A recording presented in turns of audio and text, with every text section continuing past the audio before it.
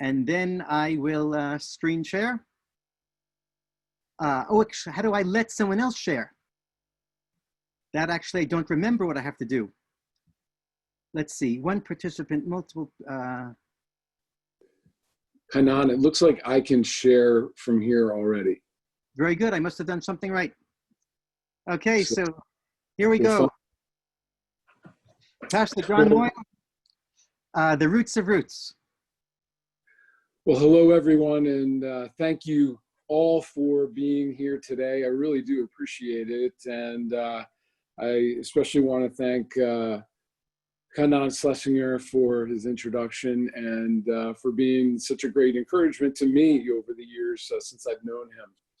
And I'll have a little bit to share more about him as I speak. I'm going to somehow try to capture my growing into this peacemaker role and my work with Roots. I'm going to try to capture it in 30 minutes or less. That's my goal. Unfortunately, I'm going to have to skip a lot of meetings, important people, important events in the process. There's just too much really to share. I'm hoping maybe during the question and answer time that I'll be able to touch on some more of these things as we go. I know Shaul Yudelman and Myron Joshua are here, and they were part of many of these events. So between the three of us, maybe we can bring some of them to life for you. So I'm going to do my best to get this thing to start.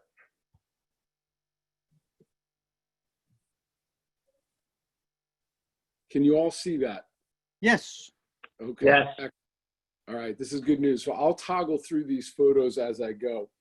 And hopefully the photos will help to bring this a little bit more to life as I'm speaking. I'm going to start just by mentioning my family. This is my wife, Jenna, and my sons, Matthew and Sam, and my daughter, Kaylin. We were actually in that photo on top of the Empire State Building. So, but I thought I'd share that with you because I could not have done any of this without them, especially my wife, Jenna, and her support, had she not been behind all of my trips to Israel and Palestine for 3 weeks at a time, sometimes 2 and 3 times a year. None of this would have happened. So just up front, I want to make sure that I mention them and give them my thanks. Now, I grew up as a very conservative, I would say Republican, a hawk, a real war fighter. For a decade after I graduated from college, I ran war games for the United States Department of Defense, traveled around the world, and tried to understand what the future warfare environment looked like and how to help the United States sort of win the next war, so to speak. I was very knowledgeable in all sorts of weapon systems, on the potential adversaries of the United States. That was kind of the life I knew and what I understood. Things, though, started to change when I came into faith in Jesus in 1999. I share this openly. It is a key part of my story that without my faith, I would definitely not be a peacemaker. It is fully a part of who I am and what I have become. And in 2003, I joined the staff of the Oakbrook Church in Reston, Virginia. The Oakbrook Church is a non-denominational Christian church. And photoed here are Pastor Scott Johnson and Pastor Rick Schreiber, who I have walked with and served with since that time at Oakbrook. And I just also want to thank Oakbrook for its support over the years. Oakbrook funded all of my trips over to the Middle East and basically paid me not to be around, to be somewhere else and serve somewhere else, and serving people who are not part of our congregation. And a lot of churches might not have done that, but Oakbrook did. So I'm very thankful for that. Now, in my own walk of faith, around the 2005, 2006 timeframe, I began to really struggle with really where my faith was and where the evangelical Christian faith was in the United States. I felt my faith, as well as the faith of so many in America, was caught up in nationalism and politics. It's a faith, unfortunately, that has been too supportive of war, of even things like torture, very anti-science, anti-environment, but that also very much anti-immigrant, other people who are different. And I just felt more and more that what I was experiencing and where I was, that it did not reflect what I believed to be the teachings of Jesus. At that time, I felt led to purge myself of all politics. I kind of left that whole realm. I would not watch conventions or speeches. I would not engage in any sort of politics. I didn't vote. I just got away from all of it. And I spent my time studying the teachings of Jesus. And for several years, I did not leave the teachings of Jesus in the New Testament. I felt especially drawn to the book of Matthew, chapters 5-7, which capture what many know to be called the Sermon on the Mount. And in the Sermon on the Mount, there are several passages, some which go like this: "Blessed are the peacemakers, for they shall be called the children of God." In other places, it talks about loving God and loving neighbor, but it also goes on and talks about loving one's enemies. And I saw that that was not really where I was in my life. It was not really where my heart was. And so I began to go through this process of transformation. I came across a quote by Gandhi, who said, "As my contact with real Christians increased, I could see that the Sermon on the Mount was the whole Christianity for him who wanted to live a Christian life. It seems to me that Christianity has yet to be lived." And I felt very convicted by that. And I began to see that Christianity was not living out the calling to be peacemakers, was not living out the calling to love our neighbors and love our enemies. And so I felt led to begin to explore, well, what does that look like? What does that look like in this day and age? What does it look like for a pastor in America to do that? And so I went through time of self-introspection, and I began to realize that I had very, very few, if any, Muslim friends.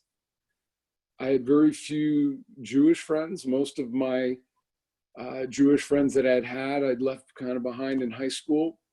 And I felt led to start building actively relationships with Jews and Muslims in my own community.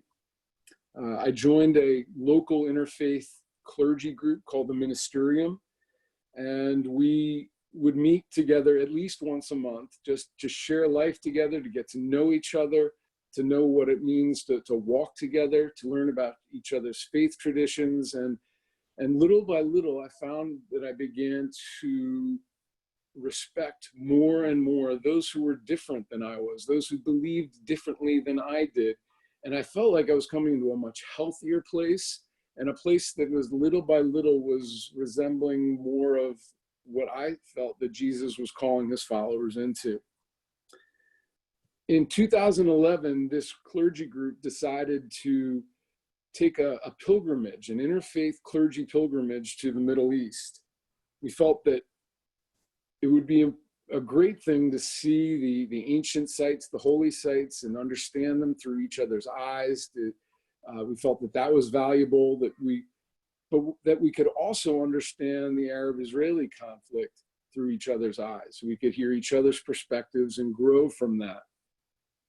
My whole part of going was I felt like this is a great opportunity to bring something back into my church congregation where I could share with them what it looks like to love those who believe differently than I do, to travel with them, and to be an encouragement to my church to move out and do the same things in our local community. And certainly I feel like that trip did that.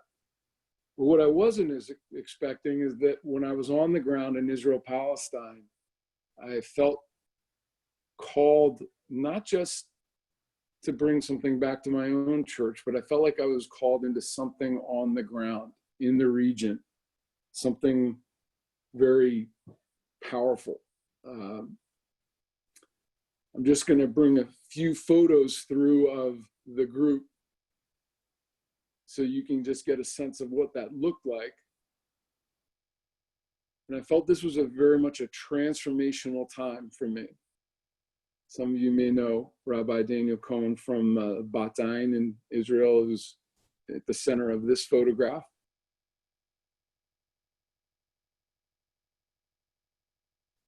But when you really spend time with those who believe differently than you do, who have different understandings of God than you do, it's amazing at how your own understanding of God begins to increase. How you get a greater fascination that God is far greater and bigger than maybe the intellectual boxes that you might have put him in. But this was a very transformational trip for me. Now, during free time, as I was feeling this pull on me to get more involved in the region, I just went out on my own. And I felt like I needed to start understanding and seeing the conflict with my own eyes. And so I just kind of wandered on my own down into Silwan, in Jerusalem, and began to talk to people on the streets and meet them, and was able to start hearing about the conflict from their eyes, what their dreams were, what their challenges were, what they were struggling with, what they felt, what were the problems that they saw going on. I left Silwan, jumped in a cab, and ended up going up to a Beit Midrash in Neve Yaakov in the northern part of Jerusalem. Walked right into a school. That's sort of the kind of the thing you do when you don't know any better and you're traveling and you see a group of people, and I walked right into their studies, but they embraced me. And we talked for an hour, these young men and I felt like, this is incredible. And I was able to talk to them all about Israel's calling to be a light to the nations, and they shared their thoughts and what that looked like, and I shared my thoughts and felt like I was part of their school for an hour. It was quite an amazing day. It was through opportunities like this, I felt like something was missing. Something was not happening, and that the sides weren't talking together. And I'll talk about this a little bit more as I move forward. Now, I knew I had to get back to the Holy Land, and my church was supportive. And in 2012, I came back for about a 2-week stay. I attended the Christ at the Checkpoint conference in Bethlehem. And prior to the conference, Hussam Jubran, who's on the right here, Hussam brought me out for a day, and I asked him, Hussam, I just want to meet people, introduce me to people from all backgrounds, people who have a stake in this conflict, who have something to share. And we traveled all over the place. And it was, again, an amazingly powerful time. He brought me to see areas in which there were home demolitions. He introduced me to people who had been forced to move out of their homes. He introduced me to the first settler that I had ever met. And he introduced me to Myron Joshua. And that day was an incredible day for me because it brought into my life a man who I have come to love, who I've come to cherish, who has opened up his home to me for many weeks at a time. I'm sure I was a huge inconvenience to him and his wife, but yet he opened up his home to me anyway. And he really became, it's the only words that come into my mind. He became my partner in crime in so many words, as we began to do this work of trying to be peacemakers. He also introduced me, Hussam did at that time, to a man named Sami Awad, who's the executive director of the Holy Land Trust in Bethlehem. And this is another incredible man who I've been able to build a relationship with, who also became a Palestinian partner in crime in being a peacemaker in the Holy Land. With Sammy, we began to speak together about a different vision for the Holy Land, not a one-sided vision, not one side versus the other kind of thing, but a vision that would embrace all the people of the land. Now, I have to admit, at that time, after I'd seen a lot of what I felt were injustices that had been perpetrated against the Palestinians, that as someone who really wasn't still all that knowledgeable in everything that was going on, I swung like a pendulum. And maybe when I started out in this investigation, I was probably more pro-Israel through some of the teachings that I had received in my faith. And I swung over more and more, and I sort of was on the pro-Palestinian side, so to speak. And so at the end of that trip, I went on a march in the village of Al-Masara, just south of Bethlehem and east of Efrat. They have a Friday demonstration every weekend, or at least they did for, at least at that time, was 5 years and going strong. I marched in that demonstration and ended up right at the front of the march and was face to face with a number of Israeli soldiers. And I was not prepared for what really happened during those conversations. During that time of speaking with the soldiers, I began to have this sense that I was not to stand on one side or the other. I began to have this sense that I was not to throw in my lot with one side and yell and scream and advocate and demonstrate for one side, but that something started growing over me that I needed to stand in the middle, that I needed to be a bridge builder. Before I get into that, I think it's important to share that a realization that I came into at this time.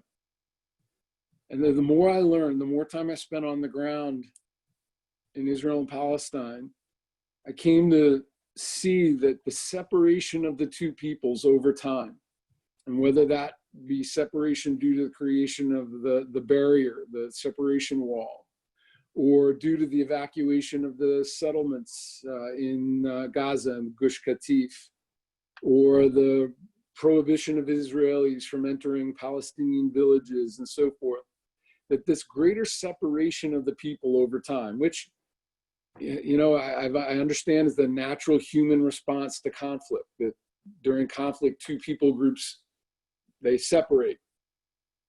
But what I realized is that that separation over time only led to greater suspicion, greater mistrust, greater misunderstanding, the creation of new stereotypes about the other, which only led to greater and greater fear of the other, and which only led to an increase of violence between the two sides.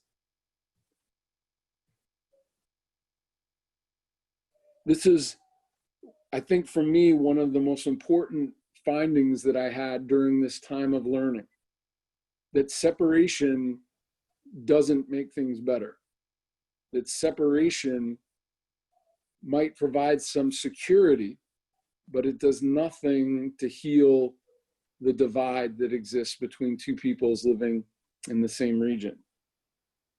Now, also at this time, I began to learn about another incredible man, Rabbi Menachem Froman of the community of Tekoa. And Rabbi, if you don't know about him, and you may or may not, he was kind of a maverick. He was part of the Gush Emunim, the group of leaders, Jewish leaders who were pushing into building settlements in the West Bank. But he's very different. He had very different views and understandings. And he saw settlements not as something that should cause greater conflict or a division, but he saw them rather as what he called the fingers of peace, reaching out into the Palestinian communities, if you will, and giving opportunity for Palestinians and Israelis to live together in community and to build relationships with each other. I need to thank a filmmaker, Harvey Stein, who helped me to learn a lot about Menachem Froman. He was creating a movie at that time. Menachem Froman was a maverick in many ways. At that time, he had been reaching out to Sheikh Yassin of Hamas. He was actively going into mosques, towns that had been damaged, ransacked, what have you, by Israeli groups, and bringing in Qurans for those who had been affected. He was just really almost a man before his time. And he built up a great group of followers, of Talmudim, disciples, over time. And you'll hear some of them in just a moment. But he saw himself as a man of peace, and he saw his mission was one of peace.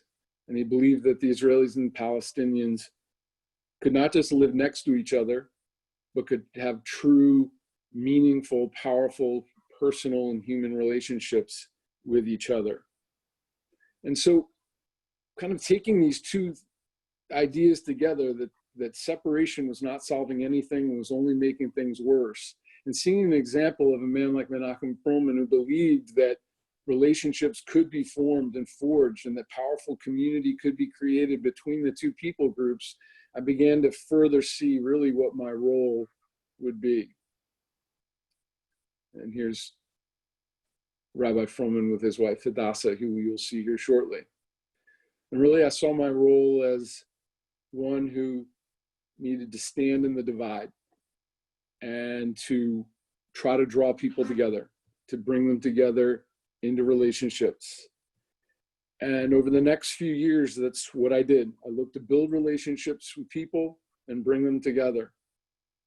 I'm just going to roll through these quickly. But in 2013 and 2014, I spent all of my time looking for people to meet. Anyone who was willing to meet with me, who lived in Judea and Samaria, who lived in the West Bank, I would try to get together with and meet with. My goal, ultimately, was to build relationships of trust. I was looking for people who I would call gems, people who not just were willing to meet with me, but were willing to take a step to meet with those on the other side. And in the process, I was looking for those who who wanted to rise up in their own faith traditions, to the best of their faith traditions, and to love the other. And these are the folks that I identified and began to bring together. It was during my first trip in 2013 that I was introduced to Shaul Yudelman and Ziad Sabatine, who are pictured here with me. And also they had, they had a partner, Nachum Pechenik, and they were working on trying to set up a field, a place where a kind of a collective where Israelis and Palestinians could come together and work side by side as a way to get to know each other, build relationships with each other, and they would do that on an organic farm. They were going to call this Heaven's Field. And we were looking at a valley close to Husam and Batir, looking at possibly building this farm in that place.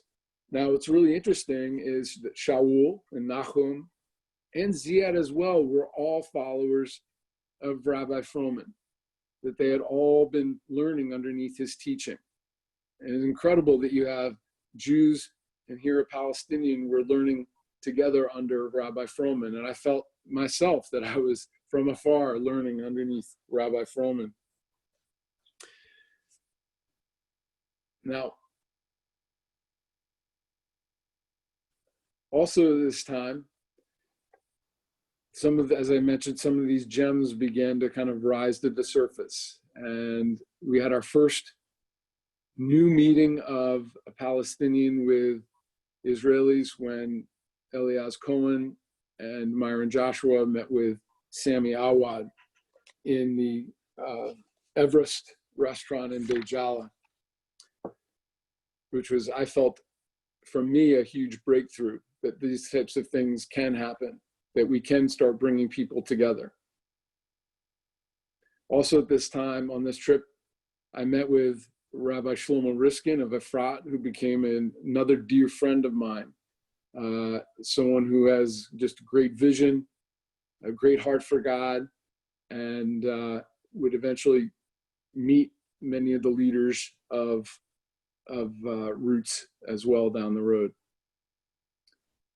Now, things never really worked out with Heaven's Field. And here's a photo with some of the members of my church who came later in 2013. And things never really worked out. We can never get all the details pulled together for this field. And so we did not really know where to turn at this time. But Shaul and Nachum and Ziad, they continued to press forward. But it wasn't until 2014 when the big breakthrough came. In 2014, I had heard about a rabbi, some guy named Hanan Schlesinger, who I was able to meet in his home. And he had been doing some teaching in the United States, interfaith teaching, and had expressed, I'd heard through Myron, an interest in trying to build relationships with some of those who lived around him. And so I met with him and started to build a relationship with him, and that week invited him to an event that was going to take place, which I'll talk about here in a moment. I guess a couple of these pictures are out of order. Now, the big breakthrough was when I learned of a man named Ali Abu Awad, who had been meeting with Israelis. He had met with one of the leaders in the city of Hebron. And I felt that here's someone who might be a gem, someone who might be a leader, someone who would be willing to reach out to the other side. And so he invited us to meet on a piece of his family's property near the Gush Etzion Circle. And so Myron, Shaul, and Elias and I met with Ali and some of his Palestinian partners. And we had what I consider to this day one of the most incredible meetings that I've ever been a part of. And that when Shaul began sharing his vision of a cooperative, organic farm, that Ali, on the spot, opened up his property and said, my property is yours to be used for these types of things. And immediately set into motion some events in which we tried to pull together what we called the family gathering that would take place on this property in the end of January 2014. We held meetings at Hadassah Froman's house. Hadassah was able to meet Ali and some of the others who would eventually play a role in the starting of Roots. We met together. We did a lot of planning together. We held meetings literally in the middle of the night, planning together. What could this possibly look like? Inviting a whole number of families from the region, peoples who were entirely separated from each other, who had no knowledge of each other, who had never had real opportunities to meet. If you've heard Hanan Schlesinger's story, you'll know a little bit of what I'm talking about. But we planned, and we planned. And we prayed and we prayed and we prayed that people might actually show up. On the day of the family gathering, I was blown away. People did show up. Families came, they brought their kids. The Jewish and Palestinian children, they played soccer together.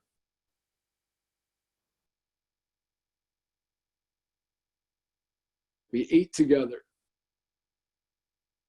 had conversations together.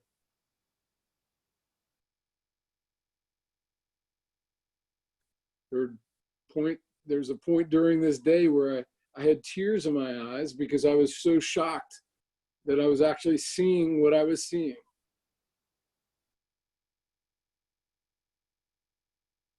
Hanan Schlesinger came to this meeting and spoke with Palestinians, as I understand it, for the first time in a personal one-on-one way.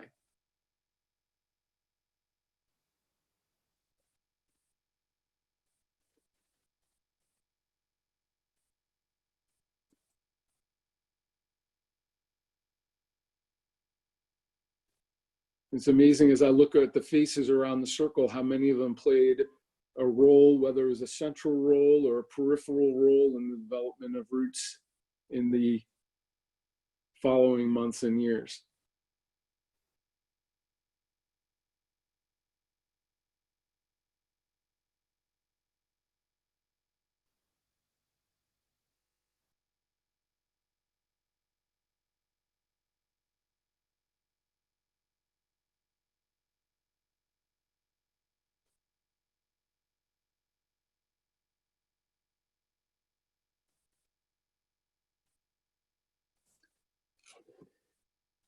I know I've gone a bit over my time here, and I do want to get to questions and answers. But what I would say is, since that time,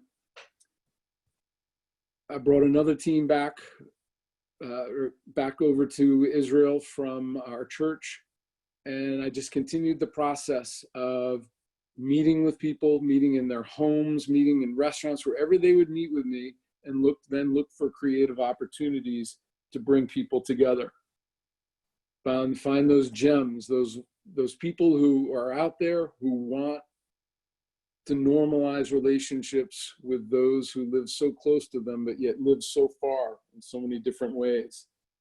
I was able to reach out and connect with other peacemakers who are in the region, people like Inondan Kahati, Phil Saunders, Ilani Baskin, Yuda Hakohen, Gabe Reese, all who have their own ways of going about trying to build relationships and bring people together.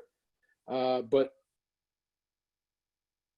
what I learned is that for any peace to work, that the relationships between the people who are separated are the key part in order to make the peace work. I'm going to close with this quote. I have a lot of other things I can share, and I'll look for opportunities during the questions and answers, but the quote is by Jean Vanier in his book, Finding Peace. And he wrote, "True peace can rarely be imposed from the outside. It must be born within and between communities through meetings and dialogue, and then carried outward. A true peace can only come between peoples who want to connect and want to build relationships with the others. People who recognize that true shalom can only be achieved not at the expense of another, but by all of the peoples having and sharing that shalom together, that's the best way to live, and it's the way that's most honoring to God as well." And so with that, I just thank you for this opportunity to speak, and I open it up to your questions. John, that was amazing. Thank wow. you. There are some things you said that I'd never heard before. And even though what you were telling was your life story, it was actually also my life story. You told me things about me that I never heard.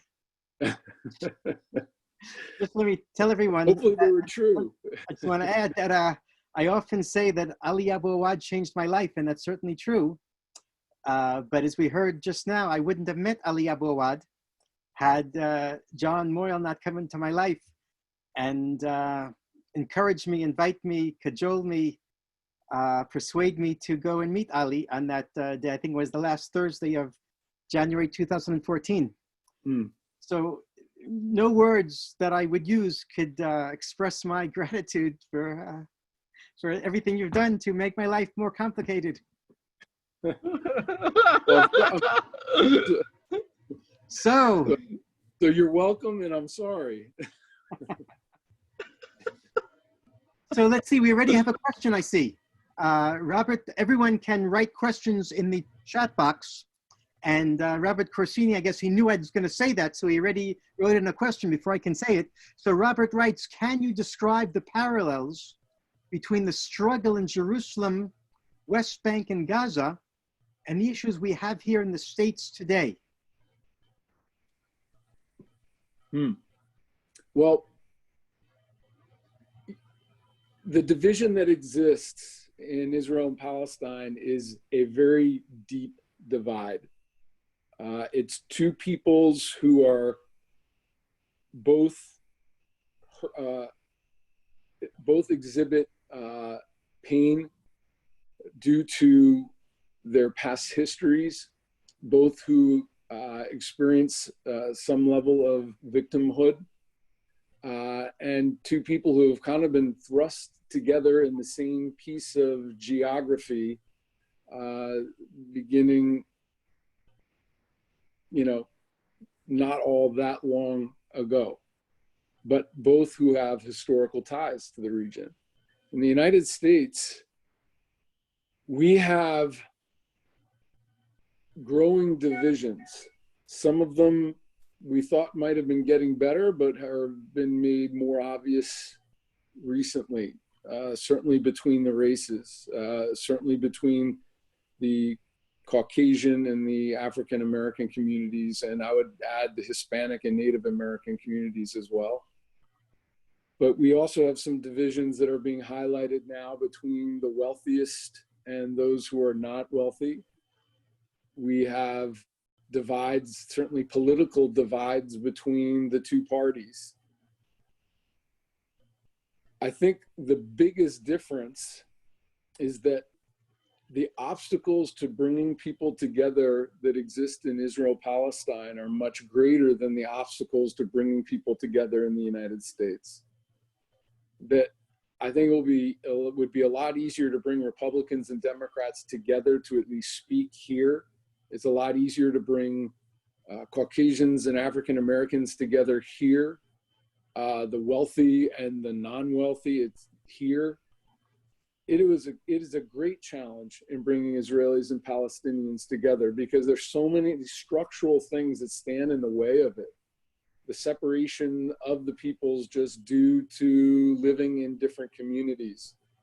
The opposition, for example, of the Palestinian Authority to Palestinians to meet and try to normalize relationships with their neighbors, and the fear that Palestinians have of that. The fears that many Palestinians have towards the soldiers and to settlers that are armed with weapons. The fear that Israelis have of Palestinians due to the very many attacks that have taken place over the years. So I think the divides are deeper in Israel and Palestine, and that makes bridging those divides a lot harder. And that's why I think you need some very creative ways in order to bring people together. And so that's how I would address it, and how I see the two as being different from each other. Thank you, John. If I just posted something in the chat there that a friend in the U.S. posted, which I read it just a half hour before the presentation, and it really resonated with what John's path has been into Israel-Palestine and reflecting right back into the U.S. I thought he was he's an incredible peacemaker. He facilitated a group of Israeli and Palestinians that I was a part of, and that ability to step in the middle. And Roots has a slogan that I think Ali Abawad coined, is that don't be pro-Israel or don't be pro-Palestine, be pro both of us, be pro peace, and that to resist the one-sided approach to this conflict, which is very hard. No matter, everybody's going to fall off on one side, is the more victim or more this, and to somehow maintain that space of seeing the need that we're both living in this land together is it's a very hard space to hold on to in either conflict. And the tendency is, if you want to be a moral voice, you have to take a side, and to somehow maintain that with that and still see that we're all, at the end of the day, living in the same places together. I felt that was really apt in what John said here about being that bridge building. Thank you, Shaul. So just so everyone understood, in the chat box there, you can see what Shaul is referring to. Yep. So there was Rick from your own church, John, that asked you, what are the highlights that have occurred in the years since the story that John shared today left off? And what are the biggest obstacles to moving forward? Well, a highlight for me, I'll maybe share two or three. The biggest highlight has been what Roots has done over the past 6 years. That Roots took off on its own, that it has stayed together, Israelis and Palestinians working side by side, not shying away from difficult issues, but continuing to work with each other through the difficult issues, how it's expanded to bring in children, women's groups, bringing in religious studies groups, how it speaks into the lives of young men and women who are headed off to the Israeli army, how they have responded in times of the different price tag attacks, responded to the different terrible acts that have taken place, one side to the other. I mean, Roots has come so far and has reached and touched so many lives. To me, that is the biggest highlight of all of this. And to be its, one of its greatest, if not its greatest, cheerleader from afar, and just being so excited to see what these men and women have done together.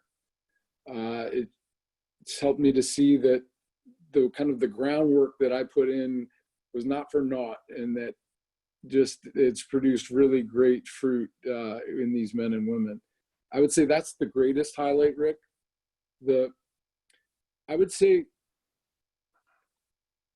for me, another highlight, it's not something that ever gets really publicized, and nor does it need to, but for me, the revelation that through subsequent meetings, especially meetings that I had in 2015 and up to 2017, with what I would call more extreme elements from each side. I believe that, and this is where one of my ideas and thoughts about, the way forward or recommendations for the future is making very intentional, proactive efforts to reach out to those who are more extreme on each side and trying to find ways to bring them together. One of the things that that really shocked me is that in meeting with some of these more extreme elements and having them even meeting together, the extremes have a lot in common. By and large, they're very religious. They believe very strongly in the family and on family type values. There are a great many connecting points that they have. It's interesting that, when you talk to some of them, those who are more extreme on the Palestinian side, that they have far more in common with those who are settlers, who are armed with guns and so forth, than they do with some of the more traditional peace groups who are from the international community or even Tel Aviv and so forth. And that they actually can connect in talking about things like faith and family and values and ideals. And I think there's something to build off of there. A man that I know that Myron and Shaul know, Yehuda HaKohen, another man, Gabe Reese, they have a voice in some of those more extreme camps, I would say, on the Israeli side, and that I know Palestinians who have some ties to those who are more extreme on the Palestinian side, and if possibly to try to take advantage of those and bring people together. It was just an insight that I had that I think promises, at least holds out some promise for the future, that the extremes may not be as so far apart as we actually think. So Rick, I hope that helps. Another question from Ellie. What role do you feel would be the most helpful thing a person in diaspora can do? And would you advocate building dialogues between Israelis and Palestinians in America?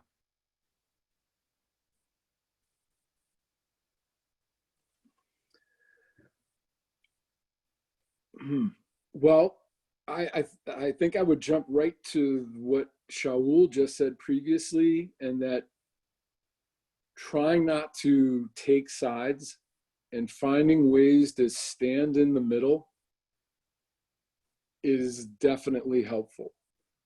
That the more people who are pro-Israeli, pro-Palestinian, pro-people, pro-peace, I think will help to move the ball down the field somewhat. The lining up on each side of the divide and just all of the yelling that takes place, and whether it's in real life or in social media, or it just deepens the divide. It just makes things harder. But to have people really advocating internationally for those who are living in the country to try to come together and build relationships with the other side, and if you have opportunity to actually do some of the groundwork, if you're in the country as well, to help bring people together, that would be great. I think anytime that those who live in the diaspora can help bring Israelis or Jews and Palestinians who are living abroad together is helpful. Increasing the education process and helping people to really see and hear the views and just to build relationships with those who are deemed to be on the other side is always going to be healthy, always going to be helpful. There's a question from Penny S. If the annexation happens, what will happen with Roots peace work? I guess, John, you can certainly answer that, and perhaps we'll also ask Myron and Shaul to say something about that afterwards. Yeah, you guys will be in the best position, I think, to answer that. But in my mind, the work of bringing people together from each side and building relationships, that never stops. And no matter, or never should stop, no matter what the situation is on the ground, no matter what political map it results from this, this is going to, the conflict will continue as long as the two communities don't come together and learn to live with each other in respect and even admiration for the other. I'd love to hear what something about the annexation. First of all, we should mention that Roots came out with a statement of its Israeli and Palestinian counterparts against the proposal for unilateral annexation. You can find that posted someplace, I guess Shaul or Hanan can let you know about that.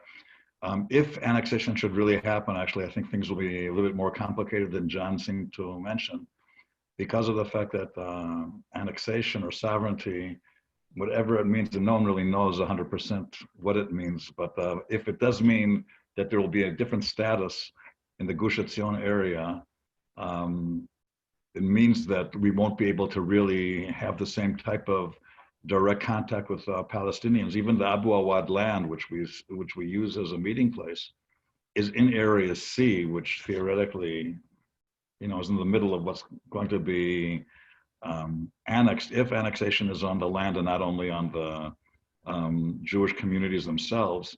And I don't know if the Abu Awad family, what rights they will even have to get to their land to work the land, let alone come and have a good coffee together with Israeli settlers. So I think that it would really be a challenge then logistically, obviously beyond logistics, politically and psychologically and socially. It'd be a very, very trying experience and a challenge for us. Shul, do you want to say anything on the subject? Yeah, I mean, one thing I think practically at the end of the day, what level of annexation that actually comes out, it doesn't seem like it's going to have such a dramatic redrawing of the map. Not to say that it's not a serious issue, but the way it's being talked about now and coming into focus is there's a lot of uncertainty, and I think we all tend to see the worst possible outcome of it. But the full map that Trump put out that doesn't seem like what's going to happen, at least not soon. But the repercussions of what happens, the way it's in what it represents, and the effect it has, and how those things circle forward are very real. Maybe one of the if you as a religious person, you're always trying to say, well, what's God doing here? If you look for the positive, there is a certain shakeup in things happening through the annexation talk, and in the conflict that, at least on a political diplomatic place, has been very stuck and stagnant for a long time. Maybe this leads to some kind of different kinds of rearranging. If it's opening the gate to new visions of political arrangements in the future, there's an opportunity there, I think. But as far as it looks on the ground, the plans that are being talked about, if they annex just the Israeli settlements, the Palestinian communities in Area C are still remaining under the civil administration. A lot of the way that it looks today probably stays the same way. At least that's what, on a very, very practical, how it looks like things are going to happen right now. If it goes on at all, it'll be more in that direction. But that's, I think, one of the things we've realized is that there's been this declaration of annexation with a lot of the details on the ground still very unknown and not worked out, and not even prepared, not even worked through it all. I think Roots' statement against it focuses a lot more just on the impact of unilateral steps, on what the message that sends to those who still have hope for a chance for negotiation and really a building of a peace. That these unilateral steps are destructive, and they deeply disempower the moderate camp on the other side, which is something we need to be, as peacemakers, need to be dedicated to empowering, not disempowering, and that's a big problem with the annexation plan. Before we get to the next question in the order of the chat box, Robert Corsini asked, if annexation happens, what are the chances for Israeli citizenship for Palestinians? I'll answer that, and it looks like there are no chances from what we heard from the Prime Minister of Israel. Now, there was a question above from David Hepler. Hi, John. I was wondering whether you thought your participation in the Christ at the Checkpoint conference was useful for you. Would you still recommend it to others? Also, do you or does anyone else think Bethlehem Bible College is contributing or distracting from the activities that Roots is trying to accomplish? So before you answer, John, I'll just tell everyone what Christ at the Checkpoint is. Christ at the Checkpoint is a conference put on by the Bethlehem Bible College in Bethlehem, only a 20-minute drive from my home. The Bethlehem Bible College is an evangelical college for training pastors and other religious functionaries for the Holy Land and for the surrounding areas. They do the Christ at the Checkpoint every other year, a conference about 3 or 4 days. It's for people from around the world. And from my perspective, my subjective perspective, the Christ at the Checkpoint conference is a cry of anguish of Palestinian evangelicals to evangelicals around the world, and especially America, in which they say, brothers and sisters, you're throwing us under the bus. Please come and listen to our story, our perspective, our suffering, and our narrative.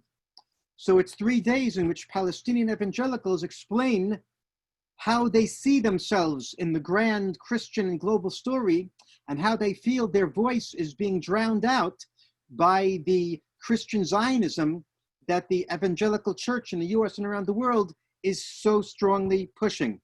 So now, John, I'll let you answer the question. That's, I think, an outstanding summary of what Christ at the Checkpoint is. And it's more geared towards educating the Christians of the world that you have Christian brethren who are suffering, struggling, and so forth, and these the theology which is being pushed by so many Christians in the United States, which you rightly call Christian Zionism, is hurting us. We are in many ways the victims of it, but what it's also helping them to see is that it's victimizing Jews as well in the long run.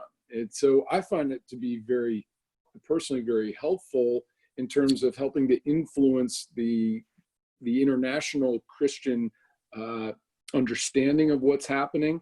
And I know for a fact that it has changed how a lot of American Christians view the conflict and how they understand it. David, I would encourage you to go.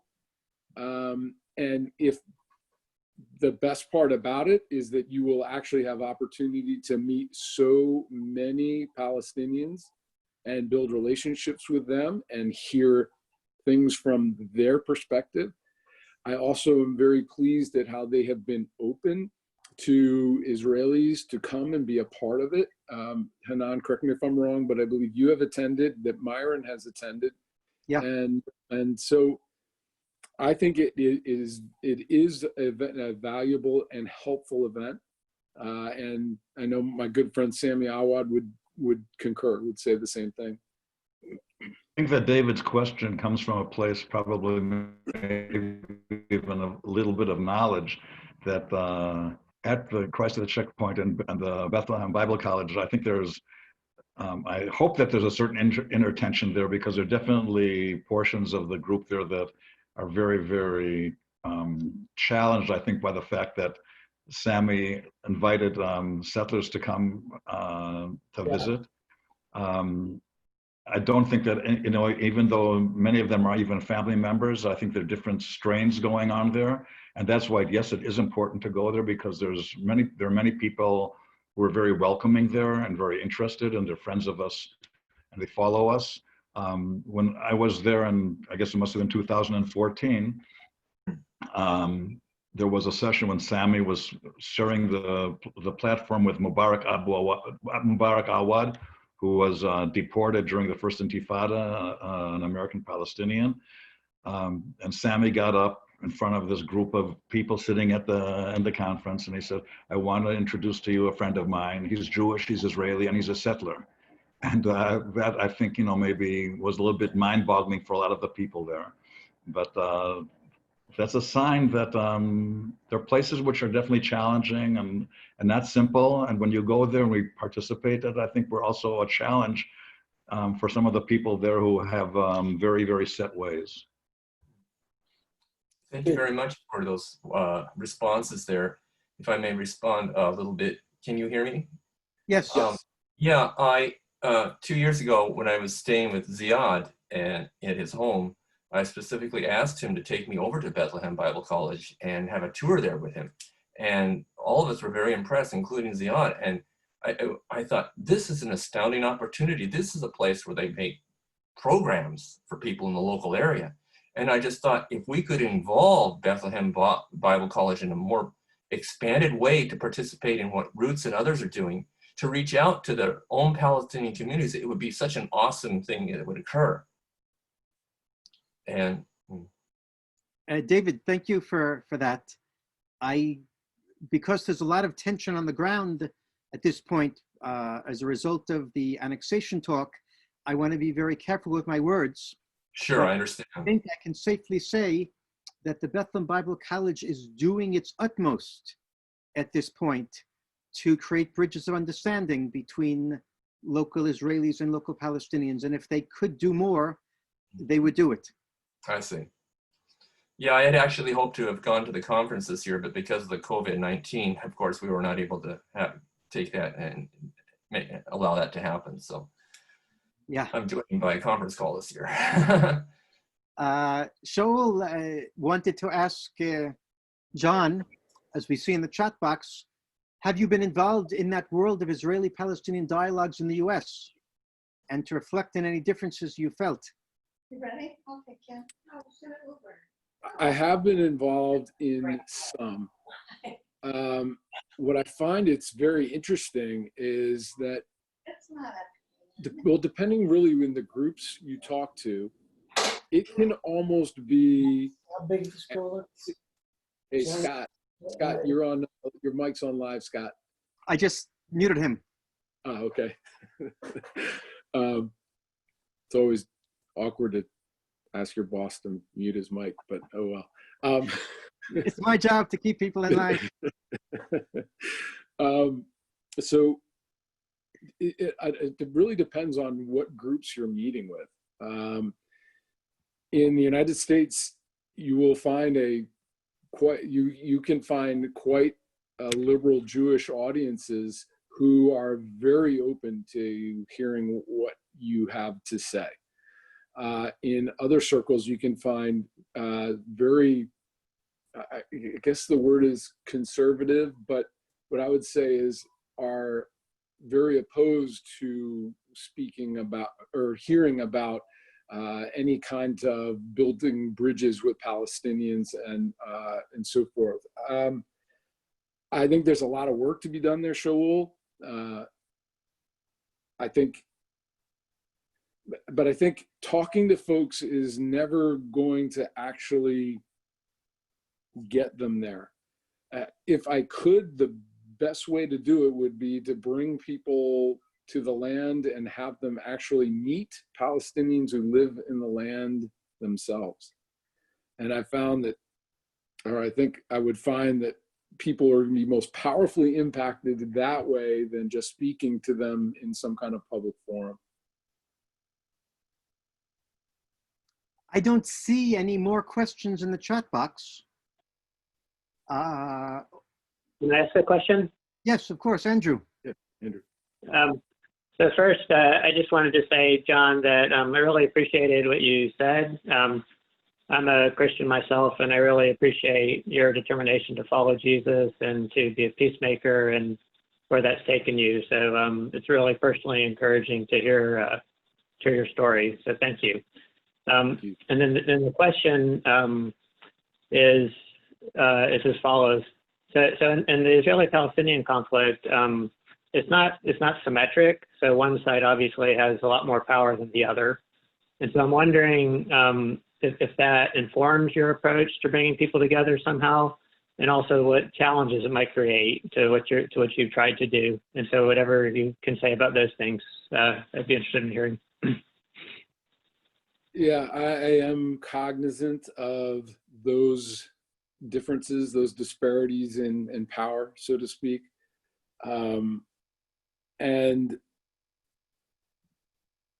as a peace builder or peacemaker, I feel like, I need to put oftentimes my own judgments and concerns about things on the side. And that what I'm trying to do is to bring people together, to bring that, to begin that process of connecting. And so people can share their views, their side of things with the other side.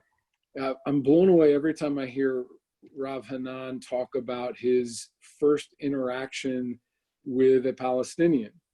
And it was, wait, you fear us, we fear you. And just even those types of, it's where each side is right now, that even though there are discrepancies in power, the fear still exists, which leads to misunderstandings, which leads to suspicions. And this is the stuff that that relationship building breaks down. And when two peoples can come together and begin to see each other's narrative and understand each other's narrative more clearly, then they can begin to champion I've heard some people call it a meta narrative, or a larger narrative that encompasses the ideals, the aspirations of both peoples. And so I kind of see my role as helping the people in the land to get to a place of working to solve problems together instead of trying to solve them in spite of the other, which just doesn't seem to get anywhere. Is that helpful? Yeah. Yeah, thank you. Can I ask a question? I put a question in the chat box. Can Okay. somebody respond to it, please? I'm looking in the chat box. This is Sant Gupta. Yeah. So Shaul answered you in the chat box. Oh, okay. Yeah, I'd seen your question, but I saw that Shaul gave a pretty thorough answer. I got it. Thank you. No, I see it now. Thank you. Okay.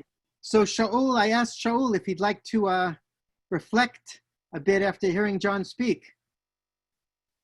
Yeah, one is just a treat to be with John a little bit. And I'm sure for myself, when I met John, really at the beginning, a few years exposed to Rabbi Fruman's work and kind of going through my own beginning of my own process in this work, it was really, that John was generally an inspiration, a person who reflected back and gave me a lot of encouragement on a really deep soul level to continue this path. And one of the things that I really recognize in how John's approach, why I was able to do that, many people come to Israel Palestine and they come from, like John talked about, the tendency being pro-Israel, and then I was a little bit more pro-Palestinian. And what you do when you do, then you come and if you're pro-Israel, then you're angry at the Palestinians for being terrorists. And if you're pro-Palestinian, you're angry at the Israelis for being, settlers and occupiers and colonialists. And there's a lot, there's this biblical commandment of rebuke, to rebuke somebody. When somebody's doing something wrong, we want to rebuke them. And I feel that's a lot of my Jewish approach to activism comes from that commandment to rebuke your neighbor. If you care about them and they're doing something wrong, you have to show them how to be. But a long time ago, about 2,000 years ago, one of our sages said, in my generation, we can't really rebuke anybody anymore. Because when we do that, it doesn't really work. We tell them you're doing no, stop the terrorism, stop the violence, stop the occupation. And what we feel when that happens to us is we feel attacked and threatened. And there's so much injustice, there's so much pain in this conflict. It's very desirous to just scream at what that soldier did or what that person did. And what I felt from John most deeply was a calling up as a Jew to be a better Jew. And that was very inspiring. And I imagine when John walked into that yeshiva in Neve Yaakov, which is probably not a very left-leaning yeshiva, let's say. But to hear somebody from the outside reflecting, hey, you guys are supposed to shine light. That's what you're supposed to do here. And without even touching the bad stuff, I think a lot of things happen in that interaction that wouldn't happen if we went to the bad stuff. And I know for Palestinians have a lot of trauma because they're used to be calling terrorists. When you say the word Palestinian, the word that follows is terrorist. When you say the word settler, the word that comes is violent. And as our communities get more and more dragged into the tunnel of this conflict, we end up playing out those same tropes again and again because we're told that's who we are. And I think it's more than just a spiritual teaching. I think it really is a guide to activism in these conflicts, especially, also reflecting back, those Republicans or those anarchists, that's not going to get us anywhere. And the need to see the value, the truth, the vision that's on both sides, and to be able to speak people up to that helps us play out those ways and kind of extract ourselves from the negative circles between us. And that was something very powerful in how I think John's approach to peace building showed up here and why it was able to bring together these people. And I think that's been something that at Roots we've tried to hold true to really, we don't do a lot of castigating. We don't do a lot of negative statements, condemning, even though there's plenty to condemn. But I feel that kind of attitude to the conflict just sets us back and back and back. And I think there really is there's a deep truth to how peace will come through that way. The word in Hebrew, shalom, is also shalem, is whole. That those two sides have to be at the table again. And showing one side how bad they are is just pushing them farther and farther and farther away. I think that's especially in dealing with the kind of extremist voices that are there and present. But more so with the moderate voices that aren't told how good they are, that aren't told that they have a mission in that little bit of goodness that they have to speak it and not be afraid about it. And that's something I feel indebted to John for being a stepping stone on this path for me. It was about reflecting that back to us and that calling up. So thank you deeply. Thank you, Shaul. Thank you, Shaul.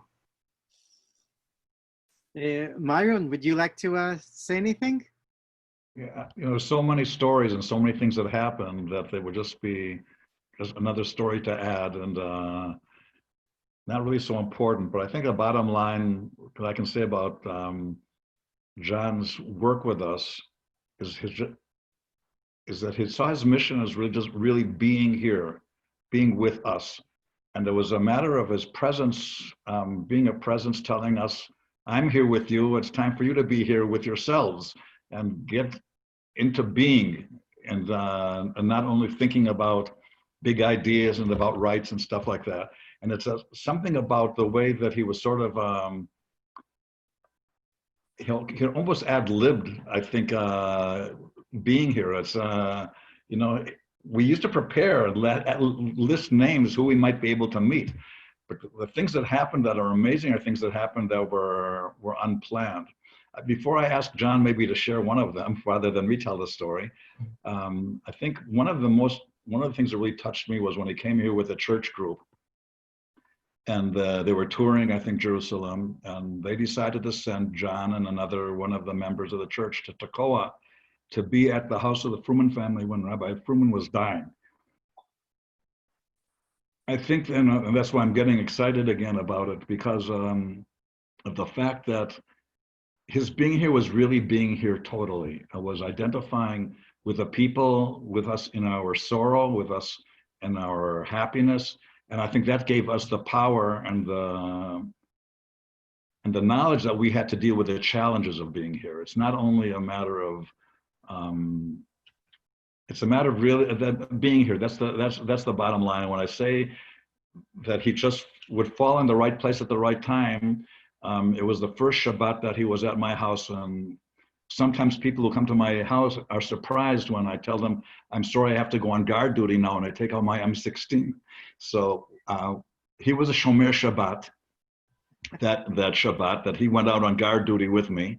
And after my guard duty, the guy who was supposed to change me was the head of the yeshiva, the theological college, who was living on the kibbutz. And when we got to the house, we discovered there was a whole room full of high school and post-high school people who were at the rabbi's house having like a weekend together. And when I told him it was time to do guard duty, he said, but I see you have another guard with you. Maybe I can finish with the kids here, and you guard with the other guy. So the other guy, I'm sorry to say, not only isn't the guard, but he's a reverend, he's a pastor. And then the head of the yeshiva said, so maybe he wants to come in and give a Dvar Torah, give some Torah words to the students. And John, if you'd like to tell the story about the words you gave and what happened afterwards when the kids came running out after the end of the class. Well, I remember that night well. I need to clarify, I was not carrying an M16. But that's because John's Shomer Shabbat. So I was a little shocked that I was being asked to come inside and to teach. I had nothing prepared to teach. The last thing I thought I would be doing that night was teaching. And as I walked into the house, there were far more young men than I possibly thought could fit into a house. There were a lot of them. And I got this sense that I was to speak the message that I've felt that God put in my heart many years, well, back in the 2012 timeframe. And that was and as Shaul mentioned, is to encourage people to rise up into the best of their faith tradition. And I felt led to teach out of Isaiah, the passages about being a light for the nations. And what does that look like?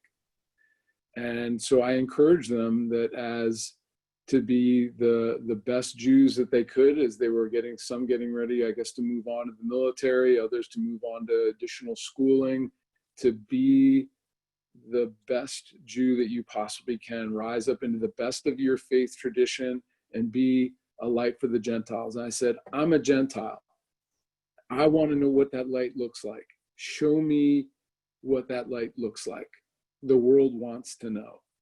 And so I encouraged them in that regard. And I was shocked when a whole bunch of them ran out after me and surrounded me.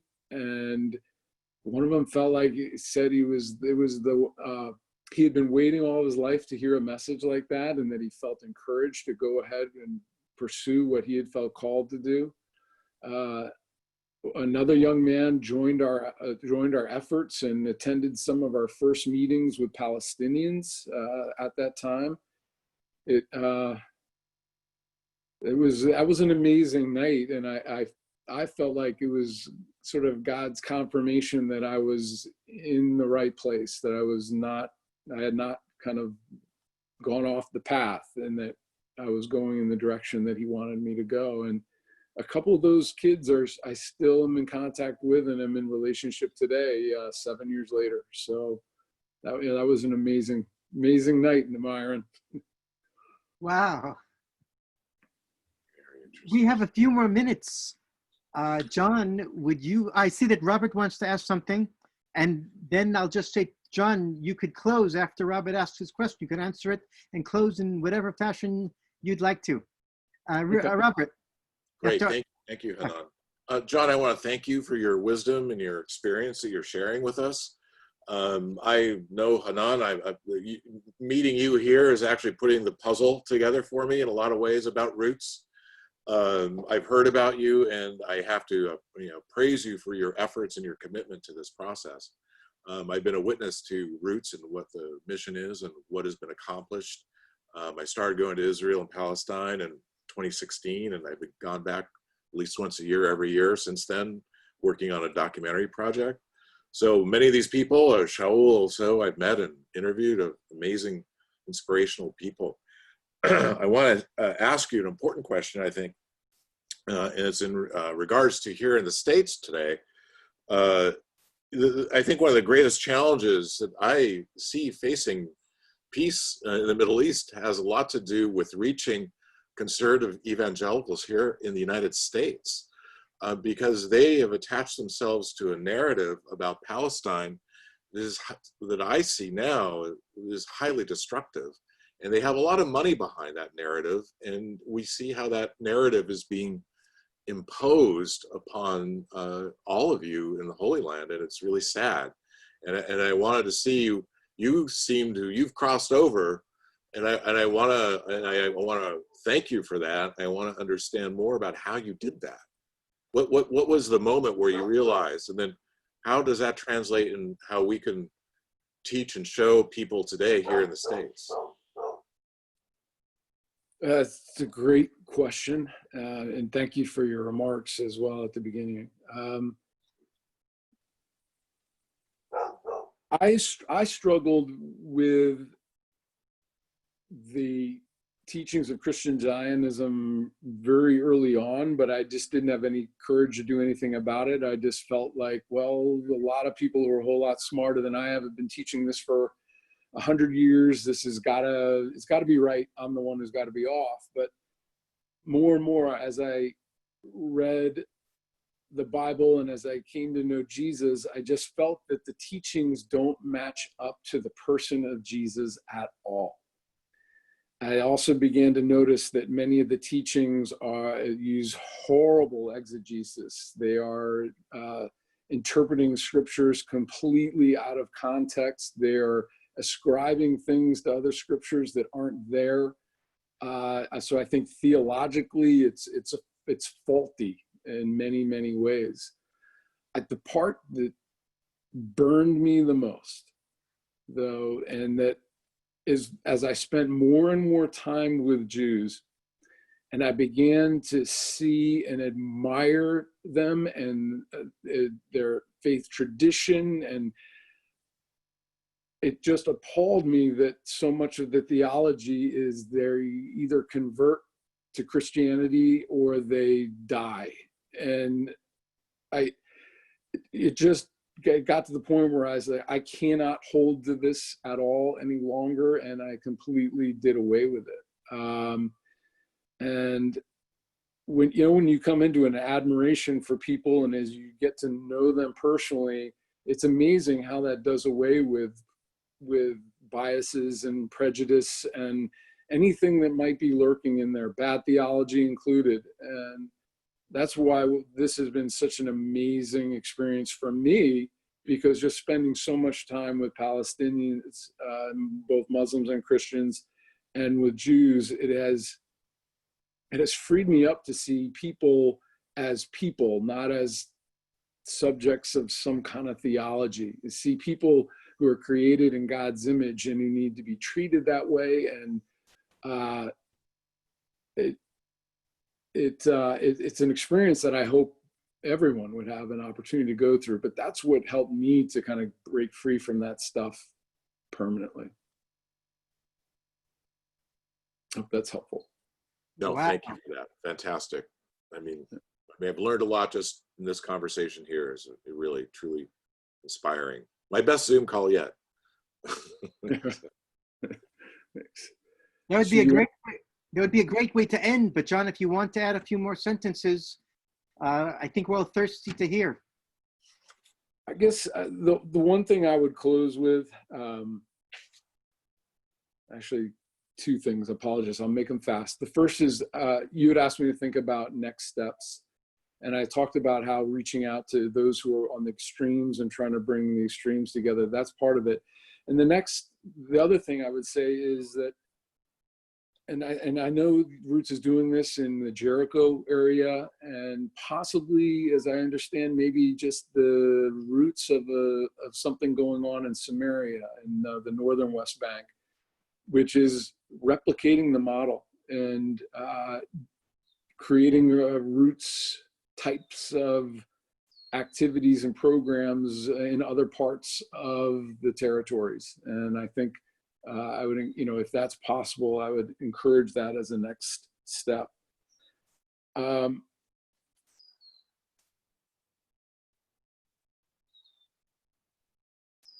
think I'm good with that. I don't want to open up anything else and get us down another rabbit trail. I think I'll close it with that. And again, thank you for having me, Hanan, and for those from Oakbrook, thank you for being on here, and thank you also to just my close friends, Myra and Shaul, for being here as well. Love all you very much. John, thank you so much. We learned an awful lot about ourselves, about you, and about God, I think. Thank you so much. And thank you, everyone, for joining us. Next week, same time. Bye, everyone. Thanks, John.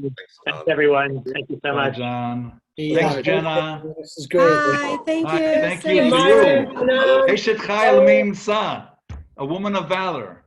Oh, thank you, Mark. Thank you. Oh. Okay. Bye, everyone. I'm turning us off. Hi, thanks. Bye. Thanks so much. Bye-bye, everyone. It was nice Bye-bye. hearing everybody speak here.